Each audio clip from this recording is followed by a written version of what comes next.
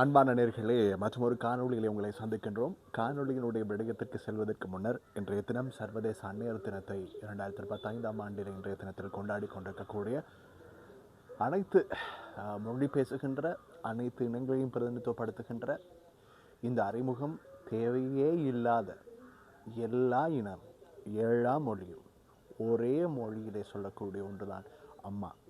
சர்வதேச அன்னையர் தின வாழ்த்துக்களை எல்லோருடைய அன்னையர்களுக்காகவும் தெரிவித்துக் கொள்கிறேன். சரி, விடயத்திற்கு வருவோம்.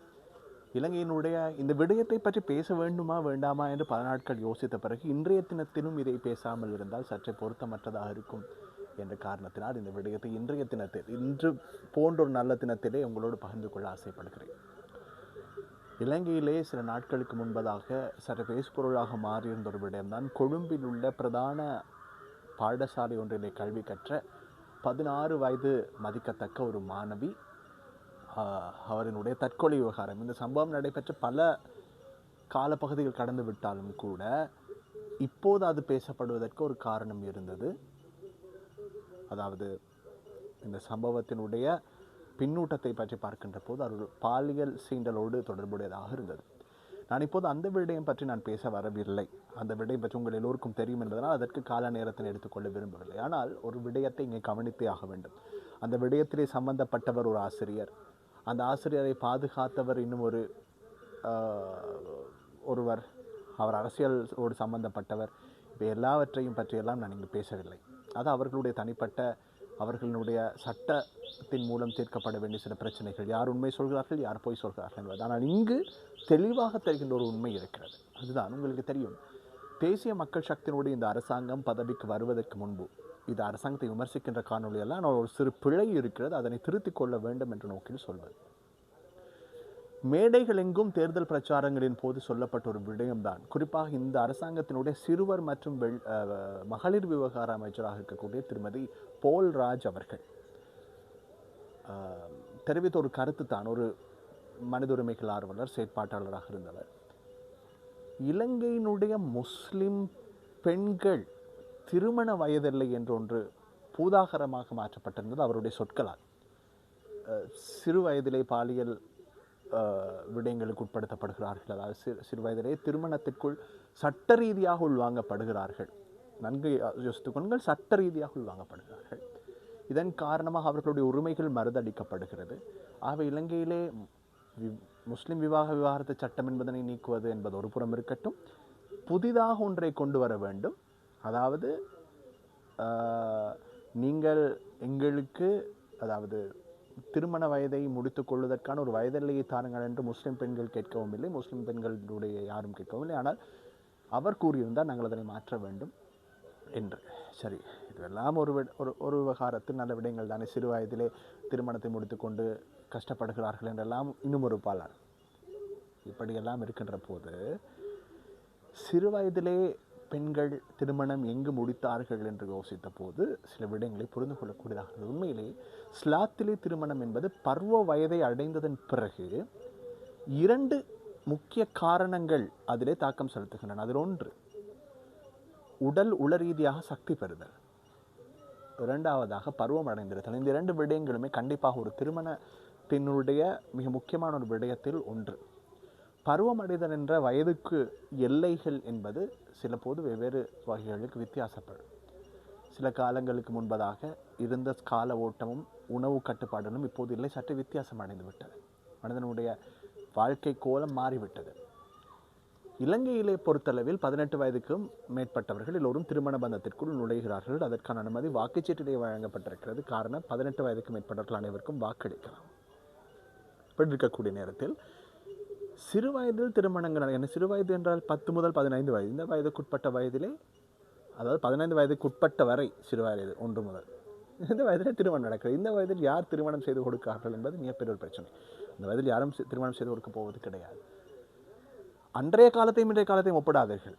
இப்போதெல்லாம் அப்படி, அதாவது சில தேவைகள், சமூக தேவைகள் இருக்கும் இல்லையா, அவைகளுடைய தேவைகள் இல்லாத சமூகங்களில் அது தேவை கிடையாது. நான் என்ன சொல்கிறேன் என்பது உங்களுக்கு புரிந்திருக்கும்.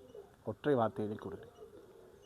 இப்படிப்பட்ட நேரத்தில் இது தேவையற்ற ஒரு தலைப்பாக இருந்தாலும் தேவையான ஒரு தலைப்பாக மாற்ற முயன்றார்கள். இந்த நேரத்தில் ஒரு கேள்வியை நான் சரோஜா அமைச்சரிடம் கேட்க வேண்டும். நீங்கள் இதற்கு சட்ட ரீதியாக ஒரு பெண் திருமண பந்தத்தில் இணைந்து கொள்வதனை சட்டத்திலிருந்து நீக்க வேண்டும் அல்லது அதற்கு புறம்பாக இன்னொரு சட்டம் வேண்டும் என்று கூறினீர்கள். ஆனால் ஒரு மாணவியோ அல்லது ஒரு பெண்ணோ பாலியல் சீண்டலுக்குட்படுத்தப்படுதல் அல்லது பாலியல் வன்புணர்வுக்குட்படுத்தப்படுதல் அல்லது பாலியல் துஷ்பிரயோகத்திற்குட்படுத்தப்படுதல் என்பது சட்ட ரீதியானது கிடையாது. அதற்கு உங்களினுடைய சட்டம் இயற்ற வேண்டும் என்ற ஒரு வார்த்தையையும் எங்கும் காணவில்லை. ஏன்? திருமண பந்தத்தில் சட்ட ரீதியாக இணைவதனை கேள்விக்குட்படுத்தினீர்கள். ஆனால் சட்ட ரீதியற்ற முறையில் படிக்கின்ற மாணவிகளை பாலியல் துஷ்பிரயோகத்திற்கு உட்படுத்துவது பற்றி நீங்கள் கேட்கவில்லை.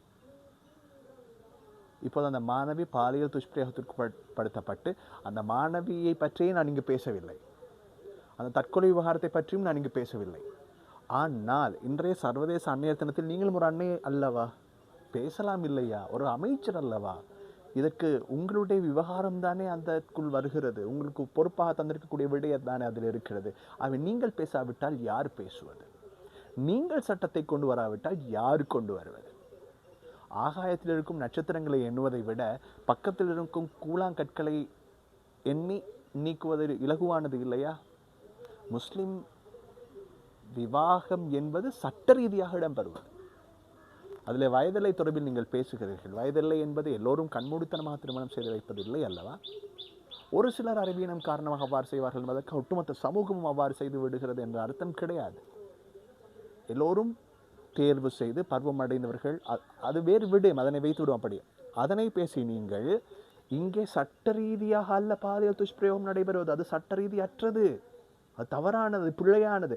அதனை செய்பவருக்கு அடைக்கலம் கொடுப்பதை பற்றி மட்டுமே நீங்கள் மறைமுகமாக சிந்தித்துக் கொண்டிருக்கிறீர்களே தவிர செய்தவர்களுக்கு தண்டனை கொடுப்பது பற்றியும் சிந்திக்கவில்லை. அதனை மீண்டும் செய்யாது தடுப்பது பற்றி ஒரு சட்ட வரைவை கொண்டு வருவது பற்றியும் இதுவரை உங்கள் வாய் திறக்கவில்லை, மொழி பேசவில்லை. ஏன்? அப்படியானால் ஒரு இனத்தை தூண்டி அரசியல் செய்கிறீர்கள். அதுவே இன்னொரு இனத்திற்கு, உங்களுக்கு சாதகமான ஒரு இனத்திற்கு இடம்பெறுகிறது என்கின்ற போது அதிலிருந்து நழுவி செல்கிறீர்கள் என்றால் நீங்கள் எதிர்பார்த்த அரசியல் மாற்றம் இதுதானா என்ற கேள்வி.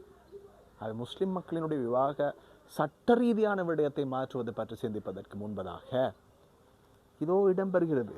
நீங்கள் பிரதிநிதித்துவப்படுத்துகின்ற சமூகத்திலே பாலியல் துஷ்பிரயோகம், அந்த பெண்ணுக்கு இப்போது நீதி வேண்டும், அந்த மாணவிக்கு இப்போது ஒரு நீதி வேண்டும். 16 வயது, 18 வயது கூட ஆகவில்லை, 16 வயது.